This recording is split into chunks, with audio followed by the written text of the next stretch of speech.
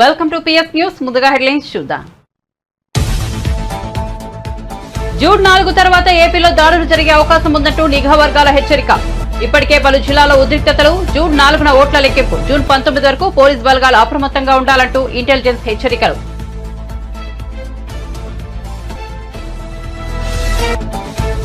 ఉత్తమ్ కుమార్ రెడ్డికి 1 గంట కూడా మంత్రిగా ఉండే అర్హత లేదు. రాజీనామా చేయాలన్న బీజేపీ శాసనసభాపక్ష నేత మహేశ్వర్ రెడ్డి. ధాన్యం కొనుగోలు కేంద్రాల్లో కోట్లాది రూపాయల చేతులు మారుతున్నాయని ఆరోపణ.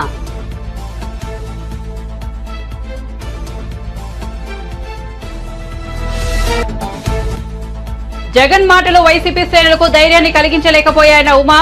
సజ్జల ఈ ఉదయం మళ్లీ గ్లోబల్స్ ప్రచారానికి వెళ్లాడు. విమర్శలు. 40 మంది మంత్రుల్లో ఒక్కరు తాము గెలుస్తామని ధైర్యంగా చెప్పడం లేదని ఎద్దేవా.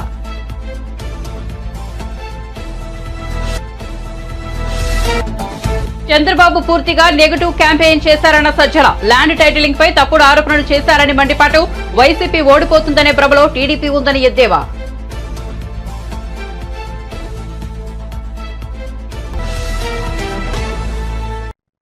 ఇక వార్త వివరాల్లోకి వెళ్తే ఏపీలో ఈసారి ప్రత్యేక పరిస్థితులు నెలకొన్నాయి. పోలింగ్ ముగిసిన తర్వాత కూడా హింసాత్మక ఘటనలు కొనసాగాయి.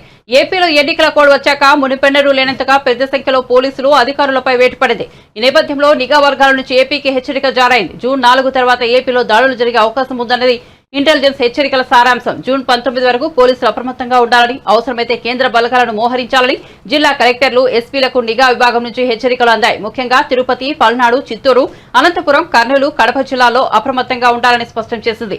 ఏపీలో మే 13న ఎన్నికలు జరగగా జూన్ 4న ఓట్ల లెక్కింపు చేపట్టనున్నారు. పోలింగ్ సందర్భంగా చెలరేగిన ఉద్రిక్తతలు ఇప్పటికీ కొనసాగుతుండగా జూన్ 4న ఫలితాల వెల్లడితో పరిస్థితి ఎలా ఉంటుందోనని ఆందోళనలు వ్యక్తమవుతున్నాయి.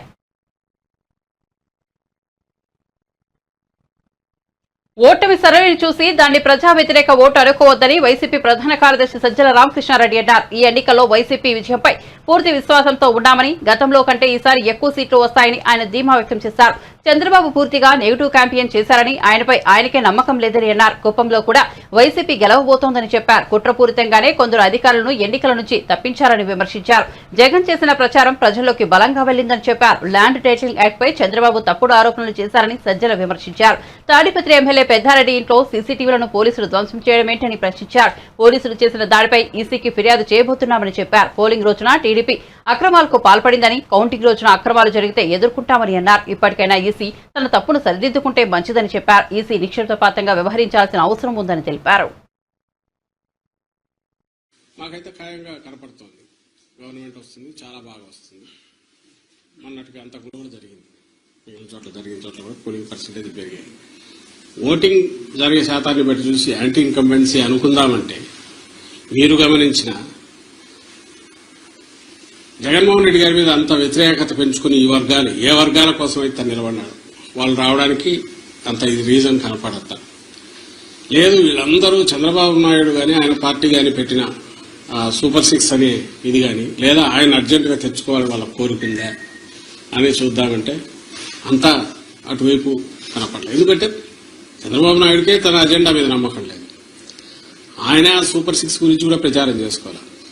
ఆయన ఎంతసేపు ఉన్నా జగన్మోహన్ రెడ్డి గారి మీద వ్యక్తిగతంగా దాడులు, లేదా వివేకానంద రెడ్డి హత్యను, ఇంకా గొడ్డలు ఎనడము, ఇంకోటి కుటుంబం దీన్ని వాళ్ళకి సంబంధించిన కుటుంబ సమస్యలను తీసుకొచ్చి పెట్టడము, లేదు లాస్ట్లో ల్యాండ్ టైటిలింగ్ యాక్ట్ అని ఇంకోటి తీసుకొచ్చి ఒక అర్థం లేని ఇది దేన్నైతే వాళ్ళు ఆ రోజు సపోర్ట్ చేశారు, దేన్నైతే ఈరోజు ఐ థింక్ నీతి వాళ్ళ దాంట్లో కూడా ఉంది, దాన్ని ఒక ఇష్యూ కింద చేసి ఆయన ఇచ్చిన హామీలే గట్టిగా చెప్పుకోలేని వచ్చాడు.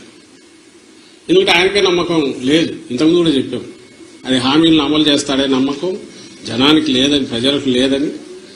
అది ఆయనకు అవగాహన ఉంది కాబట్టి అది వదిలేసి కేవలం వైఎస్ఆర్ కాంగ్రెస్ పార్టీని లేదా వైఎస్ఆర్ కాంగ్రెస్ పార్టీ నాయకులను, అందరికంటే ముఖ్యంగా జగన్మోహన్ రెడ్డి గారిని వ్యక్తిగతంగా దూషిస్తూ మొత్తం వాళ్ళ క్యాంపెయిన్ అంతా దాంట్లో నడిచింది.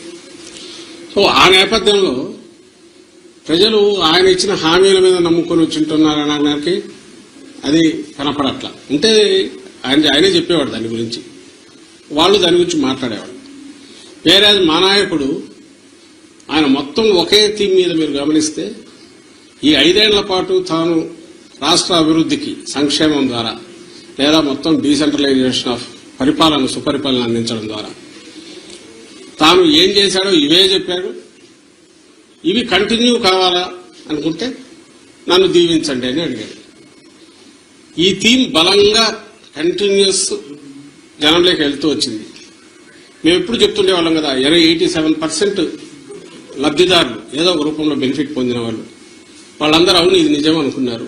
కరెక్టే కదా, ఇది కంటిన్యూ అయితే మా బతుకుల్లో ఇంకా మెరుగైన మలుపు వస్తుంది, మేలు మలుపు వస్తుంది, ఇంకా వెలుగు పెరుగుతుంది, కుటుంబం అభివృద్ధి జరుగుతుంది అని వాళ్ళు నమ్మారు. ఏదైతే హోప్ పెట్టుకున్నామో వాళ్ళు ఓన్ చేసుకున్నారు ఈరోజు. అది కనపడుతుంది. అంటే మా దాంట్లో ఇది క్రిస్టల్ క్లియర్ గా ఒక వ్యాలిడ్ రీజన్ కనపడుతుంది. నాకు టీడీపీ వైపు నుంచి ఒక్క రీజన్ చెప్పండి, మేము మీడియానే అడుగుతున్నాం. ఇదిగో ఈ రీజన్ వల్ల వీళ్ళకి వచ్చి ఉండొచ్చు కదా అని అనుకోవడానికి ఒక్కటి చెప్పండి. ఏపీ ముఖ్యమంత్రి జగన్మోహన్ రెడ్డి విజయవాడ ఐపాక్ కార్యాలయంలో చెప్పిన మాటలేవి వైసీపీ శ్రేణుల ఆత్మవిశ్వాసాన్ని, ధైర్యాన్ని కలిగించలేకపోయాయని టీడీపీ సీనియర్ నేత దేవినేని ఉమా అన్నారు. ఆయన అమరావతిలోని ఎన్టీఆర్ భవన్ వద్ద మీడియా సమావేశంలో మాట్లాడారు. జగన్ మాటలు పనిచేయకపోవడంతో ఉదయం ఆంధ్ర గ్లోబల్ సజ్జల రామకృష్ణారెడ్డి మీడియా ముందుకొచ్చారని పేర్కొన్నారు. నాడు పార్లమెంట్ భవనాన్ని హిట్లర్ ఎలా తగలబెట్టారని ప్రతిపక్షాలపై ఆరోపణలు. ఇప్పుడు గ్లోబల్స్ కూడా పెద్దారెడ్డి ఇంటిపై మేము దాడి చేశామని, మేము సీసీ కెమెరాలు పాల్గొట్టామని అసత్య ప్రచారం చేస్తున్నారని మండిపడ్డారు. ఆంధ్ర గ్లోబల్స్ సజ్జల రామకృష్ణారెడ్డి ప్రజల ముందుకు వచ్చాడు, మీడియా ముందుకు వచ్చాడు. ఆ రోజు పార్లమెంటు భవనం తగలబెట్టుకొని ప్రతిపక్షాల మీద ఆరోపణలు చేసిన హిట్లర్ ఏ విధంగా చేశాడో ఈరోజు గోబెల్స్ కూడా పెద్దారెడ్డి ఇల్లు మేము దాడి చేశామని, మేము సీసీ కెమెరాలు పగలగొట్టామని ఈ అసత్య ప్రచారాన్ని మళ్ళీ లేపుతా ఉన్నాడు. ఇవాళ జగన్మోహన్ రెడ్డి మాటల్ని కేడర్ నమ్మలేదు, కేడర్ కాడిపడేశారు. నాయకులు కార్యకర్తలు మీ మాటలు నమ్మే పరిస్థితిలో లేరు. ఒక చిన్న ఉదాహరణ, ఆర్టీఏ చిత్తూరు మీ పిఎల్ఆర్ ప్రాజెక్ట్స్ వెహికల్ నెంబర్ కూడా చెప్తాను. సజ్జల జగన్మోహన్ రెడ్డి మీ పిఎల్ఆర్ ప్రాజెక్ట్స్ వెహికల్సే AP39U E3857 లండన్ పోతా ఉన్నాడు. పిఎల్ఆర్ కంపెనీ వెహికల్స్ ఏమో బయట రాష్ట్రాలకి, బయట దేశాలకి ఎక్స్పోర్ట్ అయిపోతూ ఉన్నాయి. రెండో పక్క ఎవరన్నా అమ్మించాలని సజ్జల ఇవాళ నువ్వు మళ్ళీ సొల్లు కబుర్లు మొదలుపెట్టావు. ఇవాళ కేఏ పాల్ కాన్ఫిడెన్స్ లెవెల్ ఏ స్థాయిలో ఉందో జగన్మోహన్ రెడ్డి కాన్ఫిడెన్స్ లెవెల్ కూడా అదే స్థాయిలో నిన్న ఉంది. కేఏ పాల్ కాన్ఫిడెన్స్ లెవెల్కి జగన్మోహన్ రెడ్డి కాన్ఫిడెన్స్ లెవెల్కి నిన్న సోషల్ మీడియాలో ట్రోలింగ్సే అర్థమవుతూ ఉన్నాయి. కాబట్టి పిచ్చి ప్రలాపనలు మానేయండి. ల్యాండ్ టైటిలింగ్ యాక్ట్ మీ పుట్టి ముంచింది.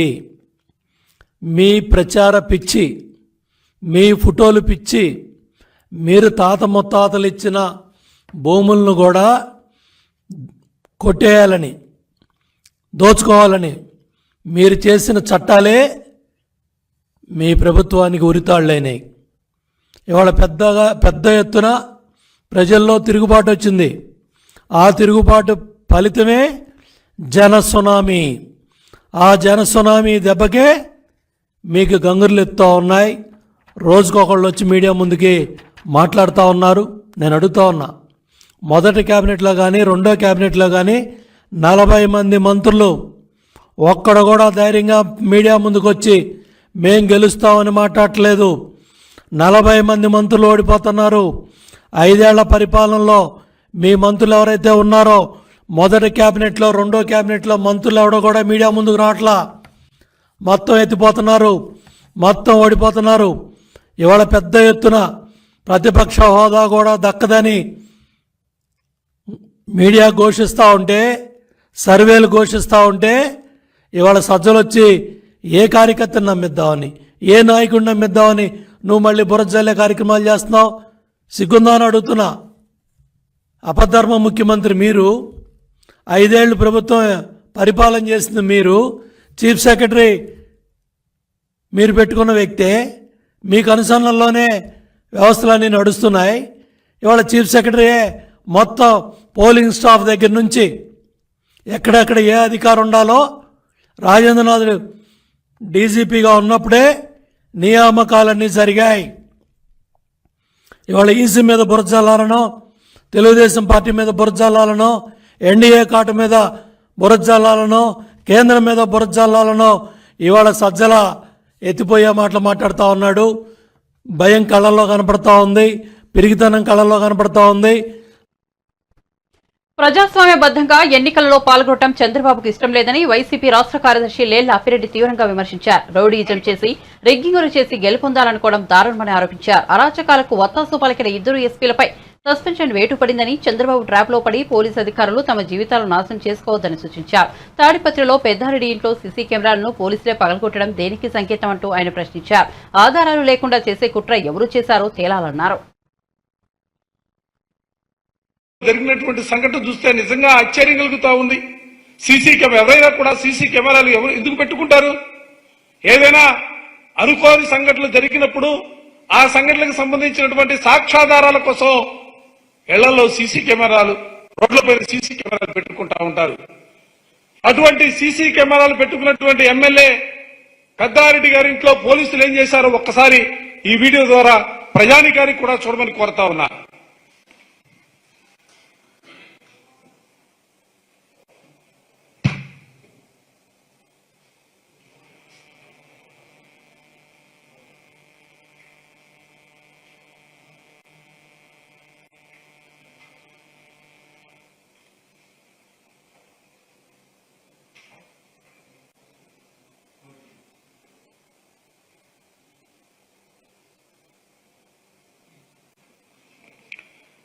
సాక్షాత్తు శాసనసభ్యుడిగా ఉన్నటువంటి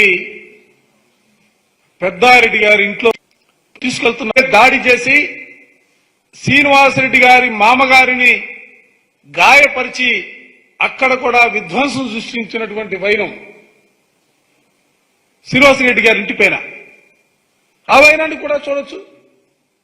తెలుగుదేశానికి సంబంధించినటువంటి వందలాది మంది కార్యకర్తలను వెంట పెట్టుకుని అక్కడ పోటీ చేస్తున్నటువంటి అభ్యర్థి ఏ విధమైనటువంటి దాడులకి పాల్పడ్డాడో దీనిలో కనపడతా ఉంది.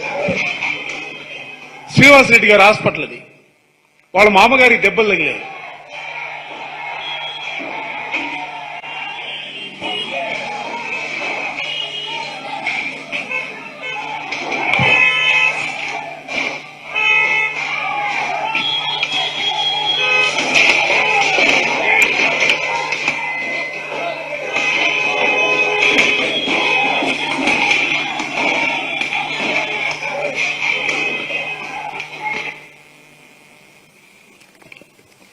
కేతిరెడ్డి పెద్దారెడ్డి గారింట్లో వేకువజామున కార్యక్రమం జరిగితే నర్సరావుపేట ఎమ్మెల్యే శ్రీనివాసరెడ్డి గారి హాస్పిటల్ పైన, ఇంటిపైన పట్టపగలు జరిగినటువంటి దాడికి సంబంధించినటువంటి విజువల్స్ మీరు చూశారు.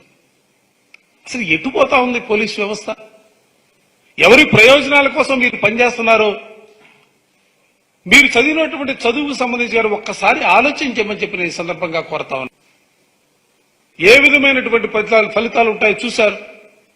పల్నాడు ఎస్పీ సస్పెండ్ చేశారు, అనంతపురం ఎస్పీని సస్పెండ్ చేశారు, తిరుపతి ఎస్పీని ట్రాన్స్ఫర్ చేశారు. అసలు ఇది ఒక ఎన్నికల్లో జరిగినటువంటి సంఘటనలకు సంబంధించి అధికారులు సస్పెండ్ చేయటం, ట్రాన్స్ఫర్ చేయటం అనేది సిగ్గుగా అనిపించట్లేదా? కేంద్రం నుంచి వచ్చాడు Deepak Mishra, police observer, retired IPS officer. ఆయన కనుసన్నల్లో మొత్తం ఇదంతా కూడా ఆయన కనుసన్నల్లోనే మొత్తం జరిగినటువంటి పరిస్థితులు కూడా నిన్ననే ఎన్నికల కమిషన్ గారికి, గవర్నర్ గారికి అందరికీ కూడా మేము మెమోరియల్ కూడా ఇవ్వడం జరిగింది. ఇవాళ వైఎస్ఆర్ కాంగ్రెస్ పార్టీ కోరుకుంటుంది కానీ ఈ రాష్ట్రంలో ఒక ప్రశాంతమైనటువంటి వాతావరణం ఉండాలని మా ముఖ్యమంత్రి జగన్మోహన్ రెడ్డి గారు ఆశపడతా ఉన్నాడు.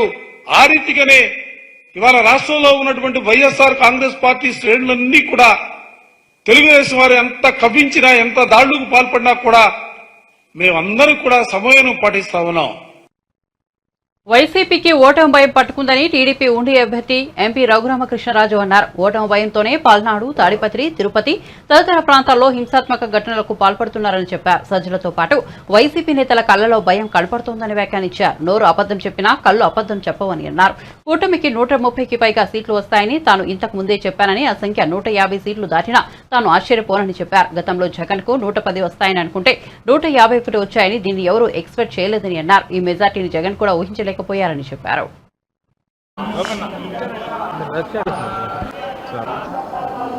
ఎన్నికలు ముగిసిన తరువాత స్వామివారి దర్శనం కోసం ఈరోజు ఇక్కడికి రావటం జరిగింది. అభిషేక దర్శనం కుటుంబంతో సహా చేసుకోవటం జరిగింది. గతంలో కూడా నేను ఇప్పుడు నామినేషన్ వేసిన వెంటనే ఆ తర్వాత ఎలక్షన్ అయిన తర్వాత స్వామివారి భక్తుడిగా ఇప్పుడు నేను వారి దర్శనం చేసుకోవటం నాకు అదొక రెగ్యులర్ చర్య. ఈ సందర్భంగా ఆంధ్రప్రదేశ్ రాష్ట్రానికి మంచి రోజులు రావాలని గౌరవనీయులు నారా చంద్రబాబు నాయుడు గారు ముఖ్యమంత్రిగా ప్రమాణ స్వీకారం చేసి ప్రజల కష్టాలన్నీ తొలగి మంచి చక్కటి వెల్ఫేర్తో పాటు అద్భుతమైన అభివృద్ధి దిశగా ఆంధ్రప్రదేశ్ పయనించాలని మనస్ఫూర్తిగా స్వామివారిని వేడుకోవటం జరిగింది.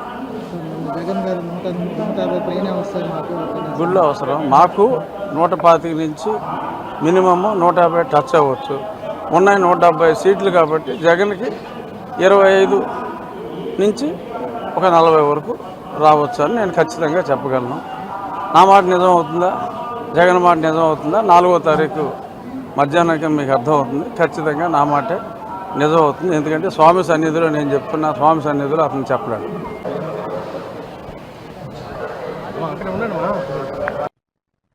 వైఎస్ఆర్సీపీ నాయకులు ఆంధ్రప్రదేశ్ ను అరాచక ప్రదేశ్ గా మార్చారని బీజేపీ అధికార ప్రతినిధి భానుప్రకాష్ రెడ్డి మండిపడ్డారు. ఎన్నికల రోజు ఆ తర్వాత కూడా విచ్చలవిడిగా దాడులకు తెగబడ్డారని దుయ్యబట్టారు. తిరుపతిలో నిర్వహించిన మీడియా సమావేశంలో ఆయన మాట్లాడారు. వైఎస్ఆర్సీపీకి ఓటేయకపోతే ప్రజల్ని చంపేస్తారా అని ప్రశ్నించారు. ఈ ఎన్నికల్లో ప్రజలు కసితో ఓటేశారని, రాష్ట్రంలో జగన్ అరాచక పాలన అంతం కావడం ఖాయమని భానుప్రకాష్ ధీమా వ్యక్తం చేశారు. ఆంధ్రప్రదేశ్ లో అంబేద్కర్ గారి రాజ్యాంగం పనిచేస్తుందా అని చెప్పి భారతీయ జనతా పార్టీ ప్రశ్నిస్తా ఉంది. ప్రశాంతంగా జరగాల్సినటువంటి ఎన్నికలు దొంగ ఓట్లతో, కరెన్సీ నోట్ల పంపకాలతో మొదలైనటువంటి ఎన్నికలు మరుసటి రోజు ఓటేసిన పాపానికి అధికార పార్టీ నాయకుల ఆగడాలు, అధికార పార్టీ నాయకుల దౌర్జన్యాలు మనగాని గమనించినట్టయితే మన ఆంధ్రప్రదేశ్లో ఉన్నామా, అరాచక ప్రదేశ్లో ఉన్నామా అని చెప్పి ప్రశ్నిస్తున్నాం. మేము మీకు ఓటేయకపోతే ఇళ్లలోకి వెళ్ళి దాడి చేస్తారా? మీకు ఓటేయకపోతే పెట్రోల్ బాంబులతో దాడి చేస్తారా? మీకు ఓటేయకపోతే వాహనాలు తగలబెడతారా? మీకు ఓటేయకపోతే ఇళ్లలకు దూరి మహిళలను కూడా చూడకుండా నిన్న విశాఖపట్నంలో గర్భవతి వారిని తనడం జరిగింది. అయ్యా లైన్లో రాయ ఎమ్మెల్యే గారు అంటే తెనాలిలో ఓటర్ని పట్టుకొని కొట్టడం ఎంతవరకు సమంజసం చెప్పండి? అంటే ఏం చేయాలనుకుంటున్నారు మీరు ఆంధ్రప్రదేశ్ని? 5 సంవత్సరాలు మీరు చేసింది చాలదా? తృప్తి లేదా మీకు? ఎన్నికల రోజు దౌర్జన్యం, ఎన్నికలు అయినాక దౌర్జన్యం. 4వ తేదీ వరకే మీ కథంతా. జూన్ 4వ తేదీ ఆంధ్రప్రదేశ్ రాష్ట్ర ప్రజలు ఆంధ్రప్రదేశ్లో అధికార మార్పిడిని అనుగుణంగా తీర్పివ్వడం జరిగింది. ఇంత కసితో ప్రజలు ఒక ప్రభుత్వాన్ని దింపాలి అని చెప్పి ఓటేసినటువంటి సందర్భం నేను మొన్ననే చూడడం జరిగింది. ప్రజలకు రక్షణ కల్పించాల్సినటువంటి పోలీసుల మీద అధికార పార్టీ నాయకులు దౌర్జన్యం. తిరుపతిలో ఆ గన్మెన్ మీద ఈ సమిటితో దాడి చేయడం జరిగింది. రక్తగాయాలైన రావడం జరిగింది. పొరబాటున అది తలకు తగిలింటే ఈరోజు పరిస్థితి ఏం చెప్పండి? అంటే మీరు ఉద్దేశపూర్వకంగా ప్రీ ప్లాన్డ్గా వచ్చారని చెప్పి అర్థమైపోతా ఉంది. ఎస్పీని సస్పెండ్ చేశారు, నిన్న కొందరు పోలీస్ అధికారులను సస్పెండ్ చేశారు. అధికారుల మీద చర్యలు తీసుకున్నారే, రాష్ట్రం మొత్తం మీద అధికార పార్టీ నాయకుల మీద ఎందుకు మీరు ఇంకా చర్యలు తీసుకోలేదు? చెంప చెల్లుమనిపించినటువంటి ఆ ఎమ్మెల్యేని అరెస్ట్ చేయండి. దీని వెనకాల కుట్రదారులు, సూత్రధారులు వెనకాలుండి ముందుకు పంపించినటువంటి రాజకీయ నాయకులు వాళ్ళని అరెస్ట్ చేయండి. వరుస సంఘటనలు జరుగుతున్నాయంటే ఇది పూర్తిగా పోలీస్ అధికారుల వైఫల్యంగా మేము భావిస్తున్నాం. ఇదే అధికార పార్టీ నాయకులు నిన్న ఆయన అంబటి రాంబాబు గారు అబద్ధాలకి కేర్ ఆఫ్ అడ్రస్. ఆయన నోరు తెరిస్తే అబద్ధాలు. ఆయన అంటాడు ఇంకో కూటమి గెలిచింది అని. ఏంది అంబటి గారు మీరు మాట్లాడేది? మీ భుజాన్ని మోసినందుకు, మీ పార్టీని మోసినందుకు ఈరోజు అధికారులు బలైపోయారు. ఈరోజు మళ్ళా దాన్ని మాకు ప్రతిపక్షాలకు మసిపూస్తారు. మిమ్మల్ని తార డబ్బాలు ముంచేశారు ఆంధ్రప్రదేశ్ ప్రజలు. ప్రశాంతంగా ఉండాల్సినటువంటి ఆంధ్రప్రదేశ్ని అగ్నిగుండంగా చేసేశారు అధికార పార్టీ వాళ్ళు. ఎవరిని స్పేర్ చేసే ప్రసక్తే లేదు. ఐపాక్ మాటలు సీఎం నమ్మారు. వాళ్ళు చెప్పింది ఏమంటే వైసీపీ ప్యాక్ అయిపోయింది, ఆంధ్రప్రదేశ్లో ఎన్డీఏ అధికారంలోకి రాబోతా ఉంది, ఎన్డీఏ మిత్రపక్షాలు అధికారంలోకి రాబోతున్నాము, ఇది ప్రజా తీర్పు. ఐప్యాక్ ఏందండి, దాని మాటలు ఎవరు నమ్మరు. అంటే ఇటీవల ముగిసిన సార్వత్రిక ఎన్నికలపై టీడీపీ సీనియర్ నేత మాజీ మంత్రి ఆనం రామనారాయణ రెడ్డి సంచలన వ్యాఖ్యలు చేశారు. నెల్లూరు జిల్లా అధికారుల్లో చాలా మంది తమకు సహకరించలేదని ఆరోపించారు. జిల్లా యంత్రాంగం మొత్తం అధికార పార్టీకే కొమ్ము కాసిందని పేర్కొన్నారు. జిల్లాలోని మర్రిపాడు మండలం సమస్యాత్మకమైనదని, అక్కడ నాటు బాంబులు విసురుతున్నారని పేర్కొన్నారు. ఇక్కడ సమస్యాత్మకమైన 10 బూతుల వివరాలను ఎన్నికల కమిషన్ కు, ఆర్ఓకు, కలెక్టర్, ఎస్పీకి అందించినా ఆయా బూతుల వద్ద ఆర్మూడ పోలీసులను పెట్టలేదని ఓ మహిళా కానిస్టేబుల్ ఎన్సీసీ క్యాడెట్ పెట్టి ఊరుకున్నారని తెలిపారు. దీన్ని బట్టి అధికార యంత్రాంగం ఎవరికి సహకరించిందో తెలుసుకోవచ్చని తెలిపారు. నెల్లూరు పార్లమెంట్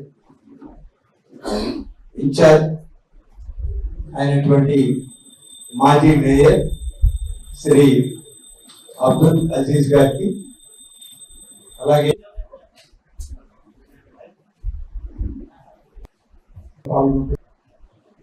మా అన్నగారైనటువంటి హృదయపూర్వకంగా తెలియజేసుకుంటూ, ఎన్నికలకు ముందు అసలు ఈ ఎన్నికల్లో సజావుగా నిర్వహించడానికి మాకు చాలామంది అధికారులు సహకరించలేదు, కొద్దిమంది మాత్రమే సహకరించారు. అధికారులుగా ఎన్నికల నిర్వహణలో పెద్ద ఎత్తున సహకారం అందించాల్సిన, అన్ని పార్టీలని సమానంగా చూడాల్సినటువంటి జిల్లా అధికార యంత్రాంగం అధికార పార్టీకి కొమ్ము కాసింది అని చెప్పడానికి మేమేమి వెనకడుగు వేయడం లేదు. ఉదాహరణకి చెప్పాలి అంటే, ఆత్మకూరు నియోజకవర్గంలో నేను అన్ని బూతులు తిరిగాను. నాతో పాటి కొంబి లక్ష్మీనాయుడు గారు మాజీ శాసనసభ్యులు విజయరామరెడ్డి గారు, అలాగే పెద్దలు రవీంద్రారెడ్డి గారు, బ్రహ్మారెడ్డి గారు అందరం కలిసి తిరిగాం. ఎక్కడికి వెళ్ళినా ఎక్కడ కూడా ఆర్ముడ్ పోలీస్ కనిపించినటువంటి దాఖలాలు లేవు. మరీ ముఖ్యంగా మర్రిపాడు మండలం అంటేనే సార్వత్రిక ఎన్నికల్లో ఒక ప్రత్యేకత ఉంది. నెల్లూరు జిల్లాలో నాటు బాంబుల్ని విసురుకున్న, ప్రజల్ని భయభ్రాంతుల్ని చేసిన పరిస్థితి ఈ జిల్లాలో మొదలైంది. కొద్ది కాలం నడిచింది. కేవలం గతంలో ఉదయగిరి నియోజకవర్గంలో ఉన్న మర్రిపాడు మండలం, ఉదయగిరి ప్రాంతాల్లోనే జరిగింది.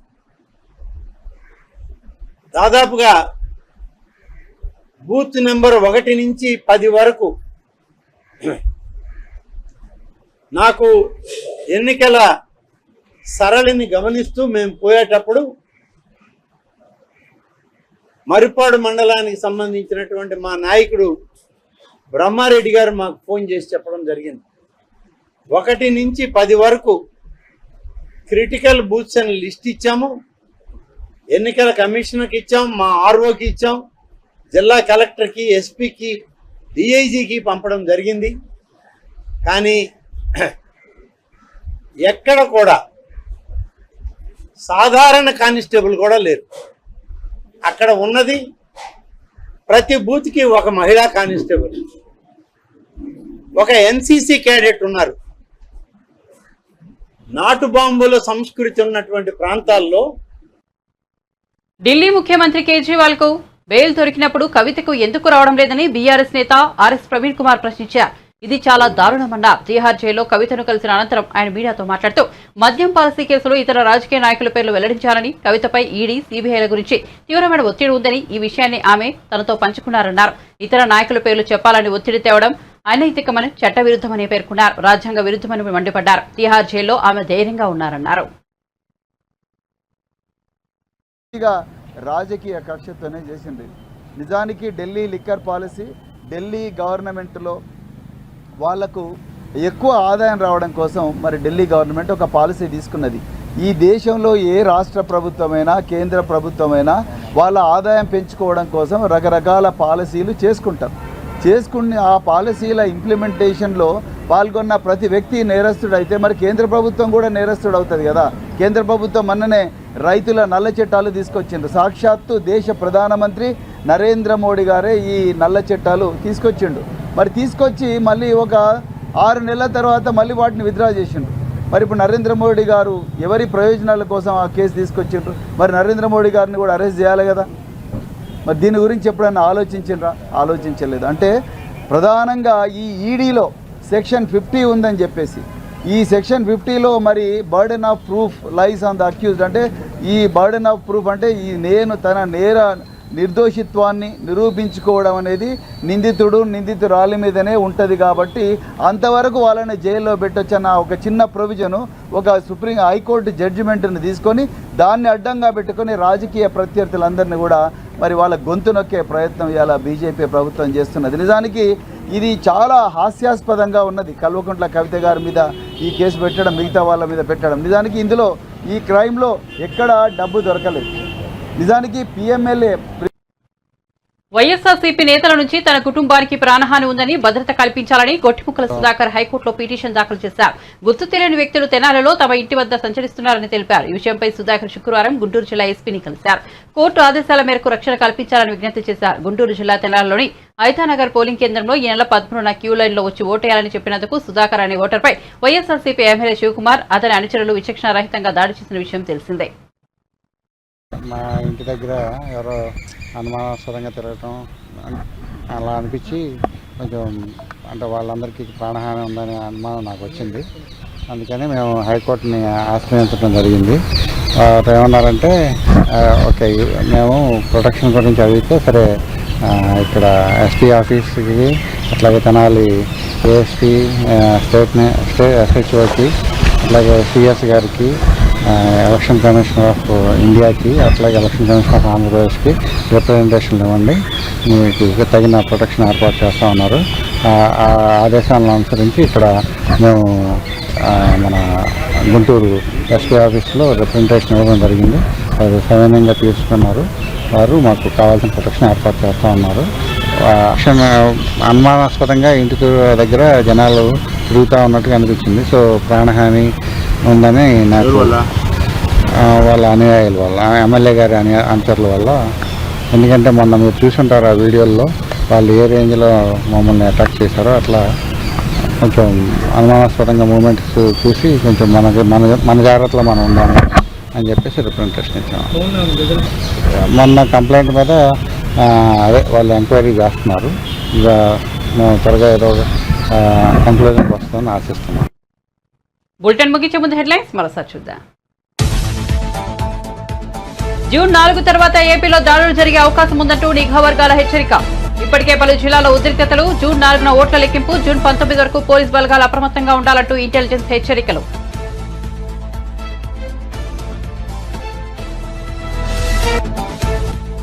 ఉత్తమ్ కుమార్ రెడ్డికి 1 గంట కూడా మంత్రిగా ఉండే అర్హత లేదు. రాజీనామా చేయాలన్న బీజేపీ శాసనసభ పక్ష నేత మహేశ్వర్ రెడ్డి. ధాన్యం కొనుగోలు కేంద్రాల్లో కోట్లాది రూపాయల చేతులు మారుతున్నాయని ఆరోపణ.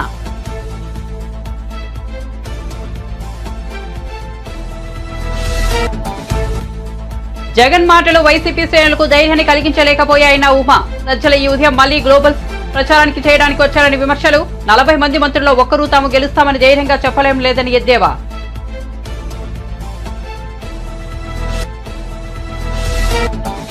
చంద్రబాబు పూర్తిగా నెగిటివ్ క్యాంపెయిన్ చేశారన్న సజ్జల. ల్యాండ్ టైటిలింగ్ పై తప్పుడు ఆరోపణలు చేశారని మండిపాటు. వైసీపీ ఓడిపోతుందనే భ్రమలో టీడీపీ ఉందని ఎద్దేవా.